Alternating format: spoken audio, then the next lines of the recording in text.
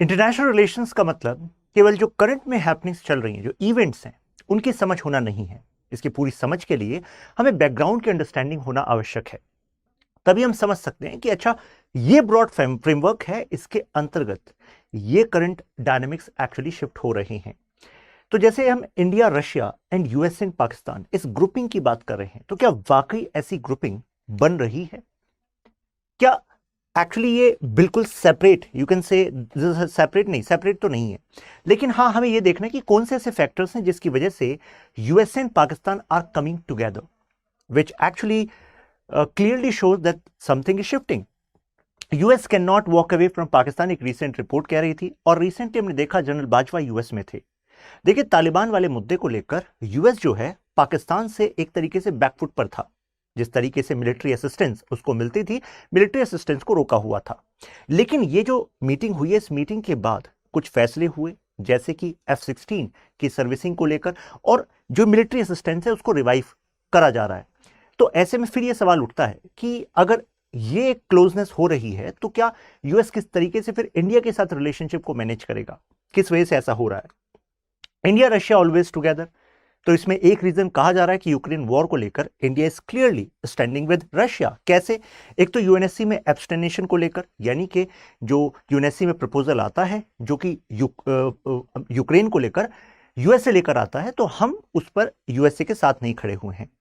और दूसरा, हम परचेजर हैं किसके? ऑयल के, कोल के, और हमने पिछले कुछ समय में बहुत ज्यादा बढ़ा दिया, मतलब फॉर एग्जांपल कोल क्वाड्रपल हो गया है। तो ऐसे में एक तरीके से रशिया की इकोनॉमी को बूस्ट मिल रहा है हमारी परचेजिंग से। तो ये कुछ डायनेमिक्स हैं। कन्वेंशनली माना जाता है कि भाई भारत और रशिया के संबंध आर्म्स से जुड़े हुए हैं। देखिए, एक तो होता है हथियार और एक होता है डिफेंस। तो दोनों बातों में कुछ फर्क है, सेम है? शायद कुछ लोग कहें सर एक ही तो बात है, भाई हथियारों का काम क्या है? डिफेंड करना। लेकिन देखिए, इंडिया और रशिया की जो रिलेशनशिप है, हम केवल उसको आर्म्स सेंट्रिक नहीं कह सकते।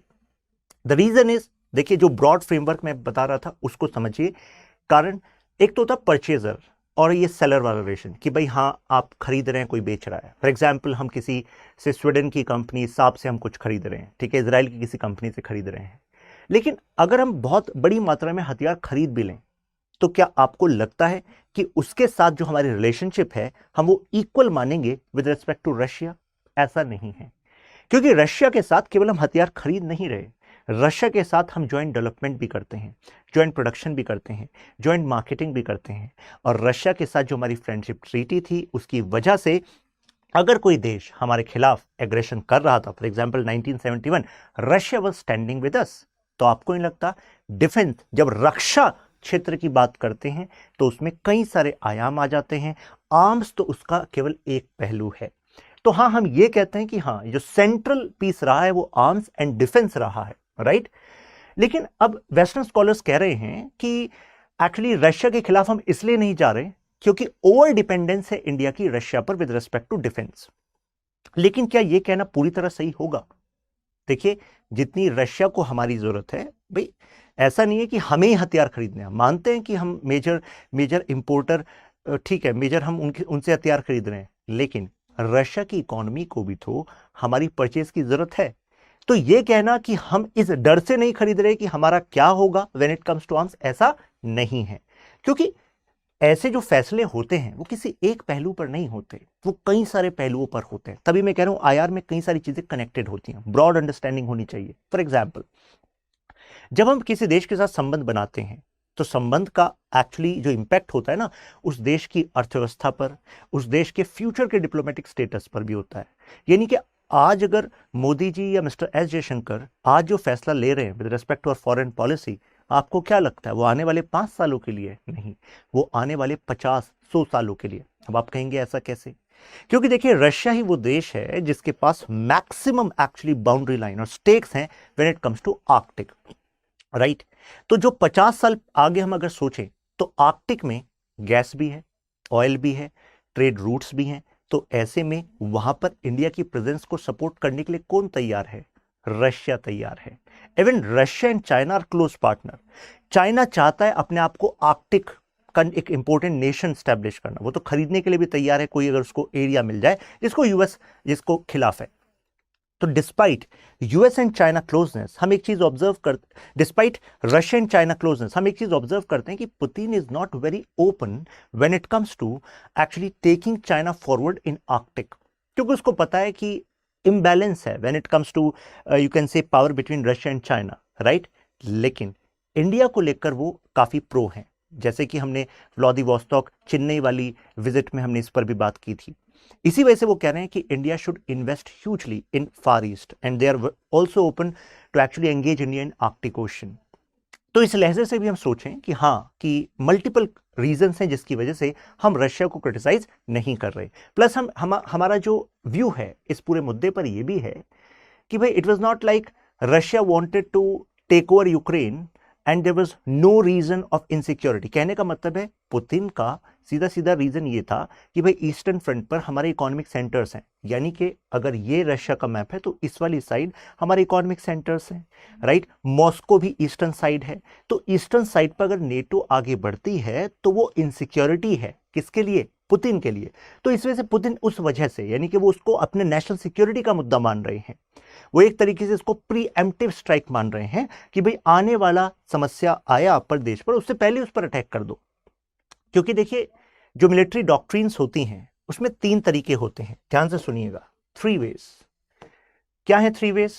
पहला तो होता है कि आप डिफेंसिव हो। डिफेंसिव का मतलब कि भाई दूसरा आप पर हमला ना करे, इस वजह से आप अपनी बाउंड्री पर खड़े हो, जैसे कि चौकीदार, कि भाई एंट्री मत कर जाना हमारे देश में। ये एक पॉलिसी होती है। दूसरी होती है डिफेंसिव ऑफेंसिव, यानी कि आप डिफेंड कर रहे हो और डिफेंड करते समय अब आप पर हमला होने लगा, तो जहां से हमला हो रहा है अब वहां पर आप ऑफेंस कर रहे हो, यानी कि अब वहां पर आप स्ट्राइक कर रहे हो। और तीसरा होता है ऑफेंसिव। ऑफेंसिव का मतलब है आपको पता है कि भाई वहां से हमला हो सकता है, तो इतना समय ही क्यों लगाना, आप पहले से ही वहां पर हमला करना स्टार्ट कर दो। तो ये थर्ड वाली जो मिलिट्री डॉक्ट्रिन है, इसका इस्तेमाल इस समय पुतिन कर रहे हैं। ये कहा जाता है कि इंडिया के कंटेक्स्ट में इसको ऐसे देखा जाए कि भाई पाकिस्तान के साथ हम कश्मीर पर क्यों बात कर रहे हैं? कश्मीर तो भारत का भाग है ही। हिस्ट्री के जो नैरेटिव्स हैं वो कितने लंबे समय तक चलेंगे ये आपके देश पर भी निर्भर करता है। अगर आप बात करने का तरीका बदल दें, मुद्दों को बदल दें, तो ऐसे में कुछ सालों में जो एक्चुअल इश्यूज हैं, मतलब एक्चुअल जो बॉर्डर का जो इशू है, आप उसमें भी बड़े बदलाव देखेंगे। चाइना को ही देख लीजिए, क्या चाइना ने तिब्बत वाला इशू, क्या तिब्बत वाला जो इशू था उन्होंने उस पर एक्शन लिया और फिर उन्होंने फिर फॉरवर्ड पॉलिसी दिखाई। तो अगर मैं इसको थोड़ा लाइटर नोट में बात करूं तो वो इस तरीके से कही जाएगी कि भाई पाकिस्तान के साथ हम क्यों एक्चुअली जम्मू कश्मीर पर बात करें। ऑफेंसिव वाला तरीका कहेगा कि अगर पाकिस्तान हमारे खिलाफ टेररिस्ट एक्शंस कर रहा है, अभी भी हार्बर कर रहा है टेररिस्ट को, और फाइनली अब जो मिलिट्री असिस्टेंस मिलेगी उससे भी वो इंडिया को वीक करने की कोशिश कर रहा है, तो पाकिस्तान के साथ बात हो तो किसी बलूचिस्तान के हिस्से पर हो, समझ रहे ना आप। ऐसी चाइना के साथ बात हो तो क्यों अक्साई हिंद पर बात हो, चाइना के साथ बात हो तो तिब्बत पर बात हो, तिब्बत इतना बड़ा एरिया है, जिंगजेंग रीजन पर बात हो। तो कहने का मतलब है अपने दुश्मन को बैकफुट पर रखना, यह भी एक बहुत ही मजबूत रणनीति होती है किसी देश की सुरक्षा के लिए, राइट। तो अब आपको समझ में आएगा कि these are military doctrines actually, right. US and Pakistan, तो अब इसमें सबसे पहले तो दूरियां क्यों बढ़ी? तो 2 कारण। एक तो यहां पर अफगानिस्तान को लेकर वो तालिबान को कंसिस्टेंट सपोर्ट करता रहा। इसके भी बैकग्राउंड में जाएं तो आपको पता होगा कि एक्चुअली तालिबान को बनाने में भी यूएस ने समर्थन किया था, लेकिन यूएस चाहता था कि भाई जब तक हम समर्थन कर रहे हैं, हमने पैसा दिया, हथियार दिया, तब तक तो आप तालिबान का समर्थन करो, लेकिन जब तालिबान हमारे लिए समस्या बन जाए, क्योंकि देखिए तालिबान और अलकायदा अलग हैं, अलकायदा अलग समूह है, लेकिन अलकायदा को एक्चुअली कवर देता आया है तालिबान। अब आप कहेंगे अलकायदा को कवर देता हुआ तालिबान क्यों आया है? एक्चुअली तालिबान को दिक्कतें पेश आ रही थी अफगानिस्तान में, और उन दिक्कतों में उसका समर्थन किया एक दूसरे आतंकवादी समूह अलकायदा ने। तो जब al Qaeda, al Zawahiri, Osama bin Laden ये तालिबान को सपोर्ट कर रहे थे इन अफगानिस्तान, तो उन्होंने कहा ये तो अपना दोस्त है, इसको तो बचा कर रखना है। लेकिन वही दोस्त ऐसे देश से टक्कर लेने लग गया जिससे तुम्हें पैसा आया, जिससे तुम्हें हथियार आए हैं, राइट। तो इस वजह से यूएस से अगेंस्ट हो गया तालिबान के कि तुम हार्बर कर रहे हो अलकायदा को, और पाकिस्तान इन दोनों को ही सपोर्ट कर रहा था। आपको पता होगा उसामा बिन लादेन भी कहाँ मिले, अबोटाबाद में मिले, और अभी अल जवाहिरी कहाँ मिले, काबुल में मिले, तालिबान की सरपरस्ती में। तो कहने का मतलब है अब पाकिस्तान ने सोचा कि यार ठीक है, हमने पैसा लिया, पावर ली यूएसए से, उनको सपोर्ट किया, लेकिन अब हमारी जो आईएसआई है वो अपने हिसाब से यूज करेगी इनको। अपने हिसाब से कैसे? जब इन्हीं मुजाहिद्स को कश्मीर की तरफ ट्रांसफर करना होगा तो अपने हिसाब से उधर ट्रांसफर कर देंगे।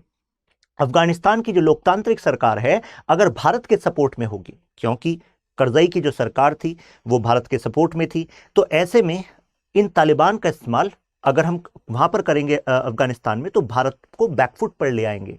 तो यानी कि ये इस तरीके से बात हो गई कि आपको हथियार दिया था यूएस ने, सिखाया यूएस ने, और पाकिस्तान ने कहा अब तो सीख गए हैं, अब प्रयोग हम खुद करेंगे। तो अब यूएस ने कहा जब प्रयोग खुद करोगे तो कुछ ना कुछ इलाज तो करना पड़ेगा। तो फिर ये दूरियां आ गई। फिर यूएस पाकिस्तान ने कहा दूरियां आप ला रहे हो ना, लेकिन हमारे पास एक और पावर है, वो है चाइना। चाइना के पास है पैसा। तो चाइना और हमारे इंटरेस्ट कॉमन है। कैसे इंटरेस्ट कॉमन हो गए पाकिस्तान और चाइना के? क्योंकि दोनों का दुश्मन क्या हो गया? इंडिया हो गया। और साथ में चाइना को चाहिए था पाकिस्तान का रास्ता इंडियन ओशन में, और पाकिस्तान को चाहिए था पैसा, इन्वेस्टमेंट। तो उन्होंने कहा ठीक है, हमारा आपसे काम हो गया, अब हम चाइना की तरफ चलेंगे। तो यूएस ने कहा ठीक है, देखते हैं कितने दिन ये रिश्ता चलेगा, अल्टीमेटली आप भी यही हैं, हम भी यही हैं, जरूरत आपको ही पड़ेगी यूएस जैसी सुपर पावर की। खैर, अब इंडिया और रशिया जो है उसके डायनेमिक्स में यूएस आ जाता है। यूएस कैसे आ जाता है? यूएस की जो पोजीशनिंग है साउथ एशिया में वो शिफ्ट हो गई टुवर्ड्स पाकिस्तान। मतलब ये मेजर प्रॉब्लमेटिक थिंग्स थी फॉर यूएस, लेकिन यूएस इन दोनों बड़े कारणों को नजरअंदाज करने के लिए तैयार हो गया, क्योंकि उसने देखा भाई इंडिया जो है वो रशिया के करीब जा रहा है, और रशिया के करीब जा रहा है तो चलो भले हमारी दूरियां हैं, लेकिन फिर भी इतना दूर मत करो किसी को कि आगे काम पड़े तो एक्चुअली काम ना आ पाए, राइट? तो ऐसे में बैलेंस करने की कोशिश कर, यानी कि पाक के नापाक इरादों के बाद भी एक्चुअली ये सपोर्ट करना पड़ेगा इनको, तो ये सपोर्ट करने लग गए। तो ये बैलेंसिंग स्ट्रेटजी यूज करने लग गए इंडिया और पाकिस्तान के बीच में। अब हिस्टोरिकल बैकग्राउंड इनके रिलेशंस का क्या है? यूएस को लगा, क्योंकि देखिए वर्ल्ड वॉर 2 के दौरान US and Britishers were together, right? और ब्रिटिशर्स पर दबाव पड़ रहा था कि भाई अब आजाद करना, और आजाद के बाद फिर वो दो देश बन गए, इंडिया एंड पाकिस्तान। तो यूएस को लग रहा था कि ये तो ब्रिटिश की सरपरस्ती में ही रहेंगे, तो यानी कि एक तरीके से ये कम्युनिस्ट जो यूएसएसआर है उसके तो सपोर्ट में नहीं रहेंगे। लेकिन ऐसा नहीं हुआ, कारण नेहरू जी ने अपनाया नैम, नॉन अलाइनमेंट मूवमेंट, कि भाई हमको तो दोनों की क्रॉस फायर में पड़ना नहीं है, हम अपनी इंडिपेंडेंट फॉरेन पॉलिसी रखेंगे। तो ऐसे में पाकिस्तान को लगा तो मौका है। मौका क्यों है? क्योंकि जो पाकिस्तान की लोकेशन है वो एक्चुअली यूएसएसआर की जो सॉफ्ट वैली कहा जाता है सेंट्रल एशिया, उसके नीचे है। तो ऐसे में अगर पाकिस्तान में सब बेस हो गया यूएस का, तो अफगानिस्तान की तरफ ऑलरेडी कम्युनिस्ट आ ही गए थे, यानी कि जो कम्युनिस्ट हुकूमत थी, यूएसएसआर का समर्थन था, उससे कम्युनिस्ट सरकार बन गई थी अफगानिस्तान में, और सरकार को बचाने के लिए फिर मिलिट्री आ गई थी अफगानिस्तान में। तो ऐसे में पाकिस्तान तो एक तरीके से स्ट्रेटेजिकली इंपॉर्टेंट लोकेशन बन गई। तो यानी कि एक्चुअली पाकिस्तान के को जो ग्रांट्स मिले, मिलिट्री सपोर्ट मिला, उसका एक कारण यह भी है कि यूएसएसआर का इंटरवेंशन हुआ अफगानिस्तान में। तो आपको नहीं लगता कि हम इसको ऐसे एनालाइज कर सकते हैं कि एक्चुअली अफगानिस्तान में जो इतने सालों से चल रही बर्बादी है, इसका फायदा तो पाकिस्तान हमेशा से लेता आया है, राइट? क्योंकि यूएसए के लिए थ्रेट था कम्युनिज्म का बढ़ना इन अफगानिस्तान, इस वजह से पाकिस्तान को पैसा मिला, इस वजह से पाकिस्तान को मिलिट्री सपोर्ट मिला, तो मिलिट्री मॉडर्नाइजेशन भी वो कर पाया। तो ये तो दूसरों की बर्बादी पर रोटी सेकने वाली बात हो गई, राइट? और कम से कम दूसरों की बर्बादी से रोटी सेकिए तो कम से कम वहां पर स्थिरता में सपोर्ट करो ना, वहां की स्टेबिलिटी में सपोर्ट करो। जब वहां डेमोक्रेटिक गवर्नमेंट लोगों को राइट्स देने की बात करी थी, स्टेबिलिटी की बात करी, तब भी आप तालिबान को सपोर्ट कर रहे थे। तो यही होता है इंटरनेशनल पॉलिटिक्स में, जो आदर्श जैसी चीज वहां नहीं होती। तो पोटेंशियल वैल्यूएबल एसेट बन गया ये। अब US and Pakistan versus USSR वाली बात हो गई थी। क्यों? क्योंकि कम्युनिस्ट जो सपोर्ट था उसको पीछे धकेल रहे थे। अब 1971 में यूएस जो है वो पाकिस्तान के सपोर्ट में रहा, हम सब इस बात को जानते हैं, क्योंकि इन दोनों की ट्रीटी थी, अगर कोई भी एग्रेशन वाली बात होगी तो पाकिस्तान के सपोर्ट में यूएस आएगा। 1959 में ही यूएस और पाकिस्तान के बीच में ट्रीटी हो गई थी, कोऑपरेशन हो गया था कि भाई पाकिस्तान को जरूरत पड़ेगी तो यूएस आएगा। तो प्रो पाकिस्तान बायस जो है हमने यूएस में देखा है। अब इस समय खैर हमारा जो यूएसएसआर के साथ फ्रेंडशिप ट्रीटी थी 1970s की, वो काम आई। अब इसमें एक और डायनेमिक्स में अब शिफ्ट आया। 1970s में एक्चुअली कम्युनिस्ट ब्लॉक में ही एक्चुअली गैप आने लग गए। मतलब क्या हुआ, एक तरफ था यूएसएसआर और दूसरी तरफ चाइना।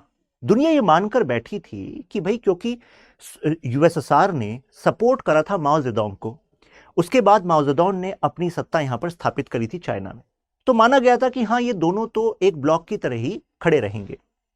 लेकिन ध्यान रखिएगा, चाइना में नेशनलिज्म का जो आइडिया था वो काफी पॉपुलर था, जबकि जो कम्युनिज्म एज एन आइडिया है तो उसमें जो मार्क्स का आइडिया, मार्क्स कहता है कि अपने आप को देश की परिभाषा पर मत बांटो, आपका कमिटमेंट जो है कम्युनिज्म के लिए होना चाहिए। लेकिन जो माओ थे, माओ ने मार्क्स के आइडिया का इस्तेमाल तो किया, लेकिन कहा नहीं, चाइनीज नेशनलिज्म का हम यूज करेंगे। तो ऐसे में अगर आप नेशनलिज्म का यूज करेंगे तो इसका मतलब है कि यूएसएसआर से आप कुछ मुद्दों पर दूर भी जा सकते हैं, और एग्जैक्टली वैसा ही हुआ। तो आपने देखा किस तरीके से जिन आइडियाज में आप बिलीव करते हैं तो आइडियाज का कितना बड़ा प्रभाव होता है। अगर वो कम्युनिस्ट आइडियाज में वैसे बिलीव करते जैसे कि यूएसएसआर बिलीव करता है तो दोनों एक सिंगल ब्लॉक बने रहते, लेकिन दोनों में डिवीजन हो गया क्योंकि उनके लिए पहली प्राथमिकता क्या था, नेशनलिज्म इन चाइना। अब इस डिवीजन का फायदा उठाने लगा यूएस, और यूएस को इस फायदा उठाने में सपोर्ट पता है किसने किया, पाकिस्तान ने। पाकिस्तान एक तरीके से मीडिएशन वाला काम करने लगा। तो पाकिस्तान ने यूएस से कहा कि भाई देखो, आप कम्युनिज्म को वीक करना चाहते हो। यूएस ने कहा हाँ हम करना चाहते हैं, अगर आपको एक कम्युनिस्ट देश आपके हम करीब दे दें तो बेहतर होगा कि नहीं होगा। यूएस ने कहा अरे मजा आ जाएगा, बिल्कुल बेहतर होगा। तो पाकिस्तान ने कहा वो हम कर देंगे, लेकिन क्या, अच्छा ठीक है कर दीजिए, पैसा लगेगा इसका। तो ये चीजें ऐसे नहीं कही जाती, मैं सिंपल वे में आपको बता रहा हूं, लेकिन बात यह है कि इस यहां पर पाकिस्तान ने एक इंपॉर्टेंट रोल प्ले किया। फाइनली 1970s में यूएस प्रेसिडेंट निक्सन की एक हिस्टोरिक विजिट होती है चाइना में, और उसके बाद ये कहा जाता है इस विजिट से अब दुनिया की जो जियोपॉलिटिक्स है उसमें मेजर शिफ्ट आने वाला है, क्योंकि communism as an ideology defeat होने के कगार पर है या बैकफुट पे जा रही है, क्योंकि उसका एक इंपॉर्टेंट पिलर जो है अब खुद कैपिटलिस्ट नेशन के सपोर्ट में आ रहा है। और फाइनली ये यूएस, चाइना और पाकिस्तान की एक्सिस बन गई, और ये रशिया और इंडिया दोनों के लिए एक्चुअली खतरे की घंटी थी, क्योंकि हम दोनों तो साथ खड़े हैं, लेकिन हमारे खिलाफ कौन है, पाकिस्तान, चाइना। और इंडिया के हिसाब से देखें तो दोनों हमारे एडवर्सरी हैं। तो ऐसे में बैलेंस ऑफ पावर ये हमारी प्रायोरिटी बन गई। तो यानी कि अब हमें और ज्यादा मजबूत होना पड़ेगा पहले से विद रशिया। तो इंडिया रशिया डिफेंस कोऑपरेशन हुआ, और इस कोऑपरेशन से फाइनली हमें 1971 वाली वॉर में सपोर्ट मिला, क्योंकि रशिया ने उस टाइम जो यूएसएसआर था, तो यूएसएसआर ने एक नेवल फ्लीट भेजी, न्यूक्लियर नेवल फ्लीट, सबमरीन, और उससे फाइनली जो हमें सपोर्ट मिला कि एटलीस्ट जो यूएस है और जो यूके है वो दोनों, मतलब यूएस बे ऑफ बंगाल की तरफ से और आपका जो यूके था वो अरेबियन सी की तरफ से वो हमें घेरना चाह रहे थे, और उधर पाकिस्तान है ही। हमारी स्ट्रेटजी थी कि हम ईस्टर्न फ्रंट यानी कि जिस तरफ बांग्लादेश है उस तरफ अपने फ्रंट को मजबूत रखेंगे, वहां पर हम ऑफेंसिव रहेंगे, और जो वेस्टर्न फ्रंट है जहां पर वेस्टर्न पाकिस्तान है उस तरफ हम डिफेंसिव रखेंगे, जिससे कि हम रिसोर्सेज का बेस्ट इस्तेमाल कर सकें। लेकिन ये सारी स्ट्रेटजी हमारी पानी हो जाती अगर पिंसर अटैक सक्सेसफुल हो जाता। पिंसर का मतलब होता है अगर किसी दुश्मन को घेर लिया जाए चारों तरफ से, एक साथ अटैक किया जाए, तो ऐसे में वो अपनी रिसोर्सेज को सही से मोबिलाइज नहीं कर पाएगा और हार जाएगा। लेकिन ऐसे में इस पिंसर अटैक को अवॉइड करने में हमें वहां पर यूएसएसआर का जो नेवल फ्लीट है वो काम आई, तो यानी कि ट्रीटी काम आ गई, India Russia versus USA Pakistan. तो अब हम ये एक्चुअली शिफ्ट यहां पर देख रहे हैं, एब्सटेन किया और परचेस किया, इससे जो है यूएस नाराज है। लेकिन देखिए इंटरनेशनल रिलेशंस में किसी पावर की नाराजगी से इसका मतलब ये नहीं कि आप अपना फैसला बदल रहे हैं। अगर आप अपना फैसला बदल रहे हैं तो यानी कि आपकी इंडिपेंडेंट फॉरेन पॉलिसी नहीं है। तो इंडिपेंडेंट फॉरेन पॉलिसी किस आधार पर होगी, हमारा नेशनल इंटरेस्ट क्या है।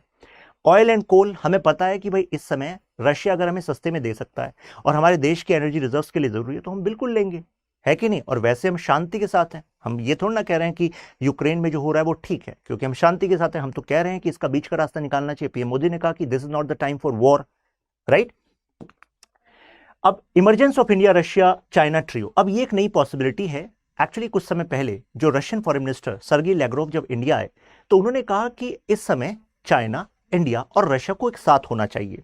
आप में शायद कुछ लोग कहेंगे सर ये तो हमें पॉसिबल नहीं लगता, क्यों इंडिया चाइना साथ में आएंगे। लेकिन देखिए मैं एक और डॉक्यूमेंट पढ़ रहा था जो चाइना के फॉरेन मिनिस्टर हैं उन्होंने उसमें कंट्रीब्यूट किया था। तो उसमें डॉक्यूमेंट में वो कह रहे थे कि इस तरीके से दुनिया का नैरेटिव सेट है कि दुनिया को लगता है कि चाइना और इंडिया के जो रिलेशन है वो साथ हो ही नहीं सकते, ये डाइवर्जेंट इंटरेस्ट है इनके। लेकिन उनका कहना था कि हमारे कन्वर्जेंट इंटरेस्ट है, मतलब we are having so many convergences, यानी कि कितने सारे मुद्दों पर चाइना और इंडिया को साथ आना चाहिए अगेंस्ट वेस्ट। अभी तक पावर वेस्ट के पास रही है, अब एशियन सेंचुरी बन सकती है, लेकिन अगर चाइना और इंडिया आपस में लड़ते रहे तो पावर एशिया के पास नहीं आएगी।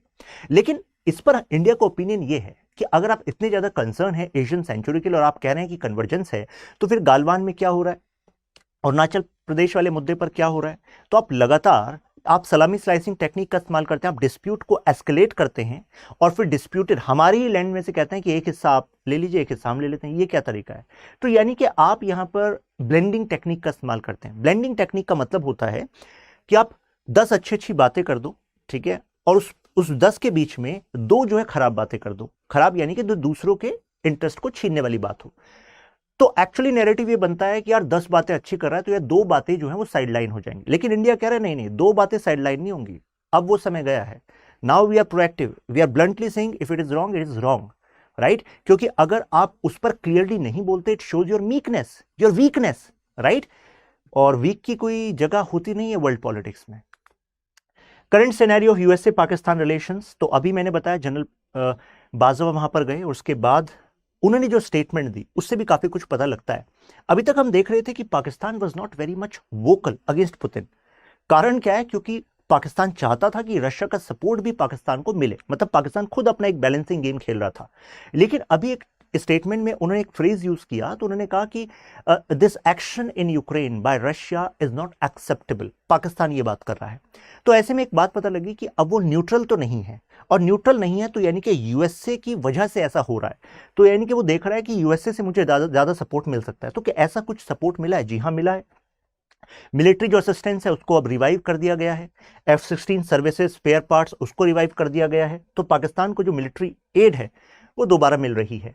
तो ये इसका फायदा है। Resuming critical aid, US's news stand. अब ये कुछ बातें हमें बताती हैं कि क्यों हमें लगता है कि रशिया और इंडिया जो है ये बेटर एक्चुअली रिलेशनशिप है देन यूएसए इंडिया, राइट? क्योंकि यूएसए और इंडिया की रिलेशनशिप फ्लिकरिंग रिलेशनशिप होगी। और एक बात और ध्यान रखिए, जब मैं ये बातें करता हूं ना इंटरनेशनल रिलेशंस, तो कई बच्चे ना इसको ऐसे सोचते हैं कि अच्छा ये वाली बात हो गई कि अच्छा यूएसए पाकिस्तान के साथ है तो ये तो गलत है, और ये मतलब भाई ये पर्सनल रिलेशनशिप नहीं चल रही आपकी। इंटरनेशनल पॉलिटिक्स में रिलेशनशिप का जो रीजनिंग होती है वो इस आधार पर होती है कि उस टाइम के डायनेमिक्स उनके लिए कैसे हैं। तो जाहिर सी बात है यूएसए को एक्चुअली काउंटर खड़ा करना है अगेंस्ट रशिया, तो इंडिया तो रशिया के खिलाफ खड़ा होगा नहीं, तो पाकिस्तान हो सकता है, पाकिस्तान को इतनी जरूरत है, इतनी ज्यादा जरूरत है यूएसए की, तो जाहिर सी बात है वो इस वजह से ऐसे रिलेशनशिप में फोर्ज होता है। तो यानी कि हमें नेशनल इंटरेस्ट को ध्यान रखना चाहिए और इन डायनेमिक्स को समझना चाहिए कि अच्छा कौन सी चीज कैसे काम कर रही है, उसके बाद चीजें बड़ी आसान लगेंगी आपको। अब देखिए यूएसए के, तो यूएस कांग्रेस वुमेन इंडिया आती हैं और वो पाक ऑक्युपाइड कश्मीर का मुद्दा उठाती हैं, आर्टिकल 370 का मुद्दा उठाती हैं। ऐसी एक और यूएस के रिप्रेजेंटेटिव आते हैं, वो पाक ऑक्युपाइड कश्मीर को आजाद कश्मीर बताते हैं। तो ये अगर जो यूएस के रिप्रेजेंटेटिव इंडिया आ रहे हैं और ऐसी बात कर रहे हैं, आपको पता है ये इनके एक सटल इंडिकेशन होता है। बाइडेन कभी ऐसा नहीं करेंगे। क्यों? क्योंकि वो हेड ऑफ द स्टेट हैं यूएस। अगर उन्होंने ऐसा कर दिया it is going to bring huge actually implications in India US relationship. तो बड़ा कुछ इंपैक्ट भी नहीं करना चाहते क्योंकि इंडिया उनके लिए जरूरी है, लेकिन सटल वे में वो मैसेज देना चाहते हैं पाकिस्तान को कि टेंशन मतलब देखो हम तुम्हारी बात भी समझते हैं। तो इस तरीके से बैलेंसिंग की जाती है, लेकिन हम इन बैलेंसिंग को अलाउ नहीं कर सकते। इस वजह से इन पर हमारे क्लियर कट स्टेटमेंट और कुछ हमारे एक्चुअल एक्शंस भी जाने चाहिए कि अच्छा आपने ऐसा किया, ठीक है, अब देखिए रशिया के साथ हमारी अलाइनमेंट में फर्दर स्टेप्स। ठीक है, चलिए अब मुझे लग रहा है कि ये समझ में आया होगा आपको पूरा इशू। बताइएगा कमेंट्स में, शेयर भी कर सकते हैं आप। Consider the following statement F-16 fighter jets. तो क्योंकि ये चर्चा में थे तो इससे एक क्वेश्चन बन सकता है, इस वजह से मैंने एक क्वेश्चन बना दिया है। आंसर अपने कमेंट्स में बताइए, 1 2 3 4 5 5 second. Clear? Now this is the answer. अब ये क्वेश्चन देखिए, इस पीडीएफ को मैं अपलोड कर दूंगा शशांक त्यागी फॉर यू टेलीग्राम ग्रुप में, तो आप वहां से कंटेंट को ले सकते हैं। Discuss the possible implications of Ukraine war on dynamics between US, India and Pakistan. तो आई थिंक आप में कॉन्फिडेंस आया होगा with respect to this topic. यही इस वीडियो का पर्पस था। फिर मिलते हैं, ख्याल रखिए।